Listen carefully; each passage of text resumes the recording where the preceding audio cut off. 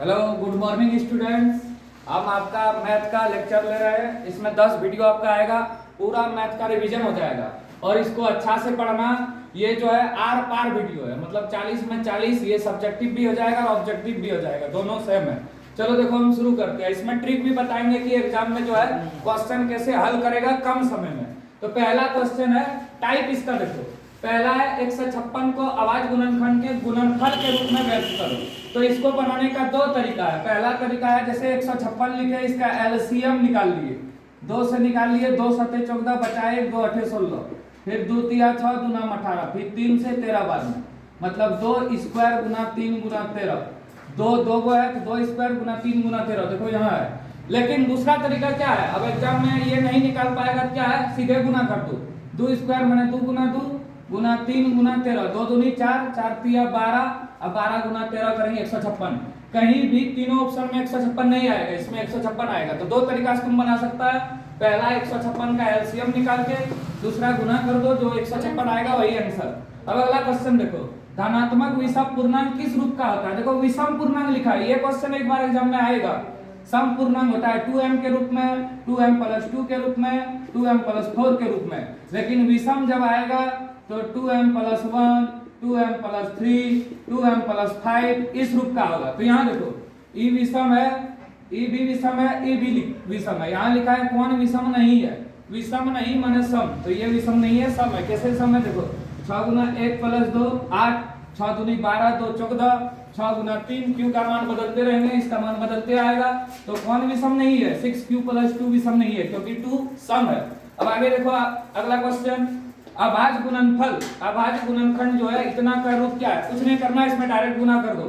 2 दूनी 4 दूनी 8 दूनी 16 दूनी 32, अब 32 दिया, 32 गुना 3 करो 66 होगा।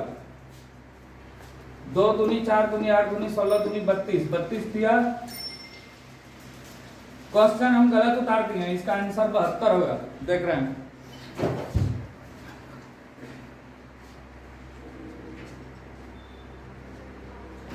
छियानबे। ठीक है, ठीक है। 2 दूनी 4, 4 दूनी 8, 8 दूनी 16, 16 दूनी 32, 32 थिया 96 होगा, ये सही है। अब 5 - √3 किस प्रकार की संख्या है, इससे एक क्वेश्चन आएगा, कौन परिमेय है और कौन अपरिमेय है। तो अपरिमेय पहचानने का सबसे बढ़िया नियम, जो अभाज्य संख्या है उसका रूट जो है अपरिमेय है, जैसे √2, √3, √5, या फिर जिसका वर्गमूल नहीं निकलता वो अपरिमेय है। तो √3 का वर्गमूल नहीं निकलता तो अपरिमेय है। और याद रखना, पाई अपरिमेय है, जबकि 22/7 परिमेय है। √0 का मान 0 होता है तो ये परिमेय है, √1 का मान 1 होता है तो ये परिमेय है, √4 का वर्गमूल 2 निकलता है तो ये परिमेय है, √9 का वर्गमूल 3 निकलता है तो ये परिमेय है। लेकिन जैसे ही तुमको पूछ दे √11, ये अभाज्य संख्या, इसका वर्गमूल भी नहीं निकलता, 3 का 9, 4 का 16, तो ये तुम्हारा अपरिमेय हो गया। तो परिमेय अपरिमेय से एक क्वेश्चन है। अभी ये देखो, ये क्वेश्चन सब्जेक्टिव में भी है और ऑब्जेक्टिव में भी है।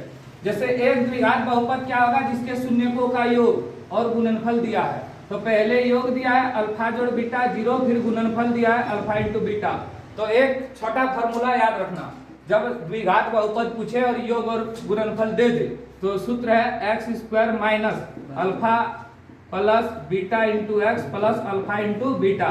तो x² - अल्फा प्लस बीटा का मान 0 है और अल्फा × बीटा का मान √5 है। तो x² - 0 प्लस √5, 0 वैल्यू खत्म, तो x² प्लस √5, ये तुम्हारा हो गया आंसर, द्विघात बहुपद। ठीक है, अब अगला क्वेश्चन देखो। ठीक है, इसको अच्छा से देख लो, आज इसको स्क्रीनशॉट लेना है ले लो। ठीक है, अब आगे देखो। अब शून्यक निकालना है। शून्यक निकालने भी आता है, कभी 3 अंक का दे देता है, कभी 2 अंक का। जैसे t² - 15 का शून्यक, तो इसको तोड़ो a² - b² के रूप में, क्योंकि रूट का स्क्वायर, जैसे √2 गुना √2 करते हैं 2 होता है, उसी तरह √15 की स्क्वायर करेंगे तो 15 होगा। तो इसमें फॉर्मूला लगेगा a² - b² बराबर a + b × a - b। तो पहला है t + √15 बराबर 0, तो t बराबर -√15। दूसरा है t - √15 बराबर 0, t बराबर √15। अब ये आगे देखो, जैसे y बराबर px का मान एक बार काटा है x को, ये x एक्सिस है, तो एक आंसर हो जाएगा। अब ये क्वेश्चन देखो, समीकरण युग a1x b1y + c1 और a2x b2y c2, ये होगा a1/a2 b1/b2 c1/c2। इस तरह होता है। यहाँ दिया a1/a2 बराबर b1/b2 बराबर नॉट c1/c2, तो समीकरण का अद्वितीय हल होगा। इसमें 3 नियम है, अद्वितीय हल, अनेक हल, कोई हल नहीं, वो सब याद कर लेना है, उससे एक क्वेश्चन एग्जाम में आएगा। ठीक है, अब आगे देखो। के किस मान के लिए समीकरण युग्म जो है असंगत है, तो के यहाँ दिया है, तो ये हो जाएगा a1, ये a2, ये b1, ये b2, ये c1, ये c2। हमको ये दोनों से मतलब है, तो a1/a2 बराबर b1/b2 करेंगे। a1 है 8, a2 है k, b1 है 5, b2 है 10। अब क्रॉस मल्टीप्लिकेशन कर देंगे, 10 8 80 बराबर 5k, इसलिए k बराबर 80/5, 14 आएगा। 16 80। अब यहाँ देखो x + y बराबर 4 और x - y बराबर 4 का हल है। x + y बराबर 14 और x - y बराबर 4 का हल है। तो इसको दो तरीका से बना सकते हैं। पहला तरीका है ऑप्शन से, जैसे x बराबर 2 और y बराबर 4 रखेंगे, 6 ये नहीं हुआ। x बराबर 4 और y बराबर 2 रखेंगे, ये भी नहीं हुआ। x बराबर 3, y बराबर 3 रखेंगे, ये भी नहीं हुआ। ये आंसर आ गया 9 और 5।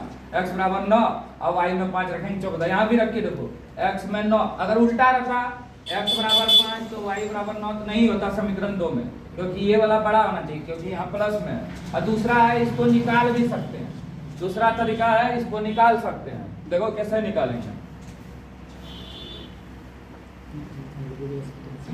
जैसे समीकरण 1 है, ये समीकरण 2 है, तो लिखेंगे समीकरण 1 तथा 2 से।